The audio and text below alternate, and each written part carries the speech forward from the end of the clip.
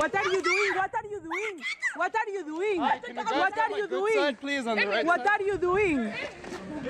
How are you treating these children? נער פלסטיני בן 15 נתפס אתמול על ידי חיילים בחברון לאחר שהשתתף בעימות עם מתנחל אחד או יותר. תשמע, אל תגיד, תשמע. אני רוצה לדבר אותך, למה אתה עושה פשטות? אני הלכתי לקסבה. אז זה הכולם הזה. הוא מרבס לי.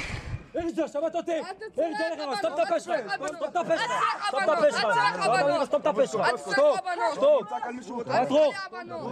החיילים מנסים לברר מה קרה שם. אל תתעלה הבנות! סתום את הפה שלך. שתוק, למה עוד שנייה אני עוצר אותך. הבנת? עוד שנייה אני עוצר אותך. תשב פה ושתוק. אחרי צעקות הוא שוחרר. סביר להניח שלא שמעתם דבר על התקרית הזאת. בדיוק כמו גם על זאת. 3 ימים לפני כן אירוע דומה. אתה אומר שזה לא הוא? לא, אני... בטוח? אז מי כן? אתה בטוח? לא, אני לא... אז בוא איתי, נסתכל למצלמה. אם לא, נשחרר אותך. אם כן, הוא בא איתי. הפעם נער אחר חשוד שהשליך אבנים. וואלה, תסגיר. אם כן, בא איתי. נו. יאללה, בוא. אז מה? אז מה? מה זה קשור? הנה, תראה. אין כלום. נו, אז מה? יאללה.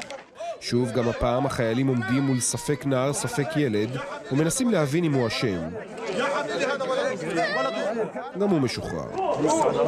אז מה המשותף לשתי התקריות הללו? אלו אירועים קטנים לכאורה, המעידים על מציאות יומיומית קשה, שבה נדמה כולם קורבנות.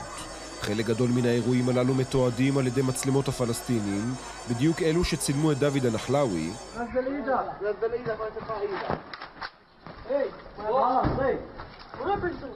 ובדיוק אותה מצלמה תיעדה בשבוע שעבר 2 מתנחלים ו2 חיילים נכנסים לחצר של פעיל פלסטיני וטוענים כי מישהו ידע משם אבנים.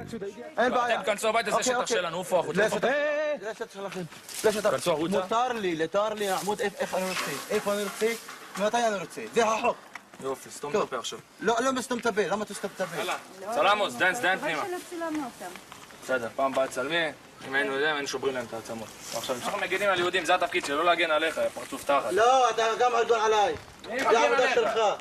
אני מגן עליך, ברגע של הזדמנות אני רב לך, בן זונה. לא בכדי חברון מייצרת סיטואציות כאלו למכביר. בעיר שבה שתי האוכלוסיות חיות בצמידות, והצבא בתווך נאלץ להתמודד עם מצבים יומיומיים קשים שהחיילים כלל לא מוכשרים לעסוק בהם, התפתח חיכוך מתמיד שמייצר לעתים שיח אלים במיוחד. כנס פנימה. בבית שלי. תן לי מהעיניים. אם אתה עוד פעם מדבר לך שככה, אני שובר לך את הדשקה. שוב הרבי, עכשיו, הרוג אותי. אתה רוצה להרוג אותי?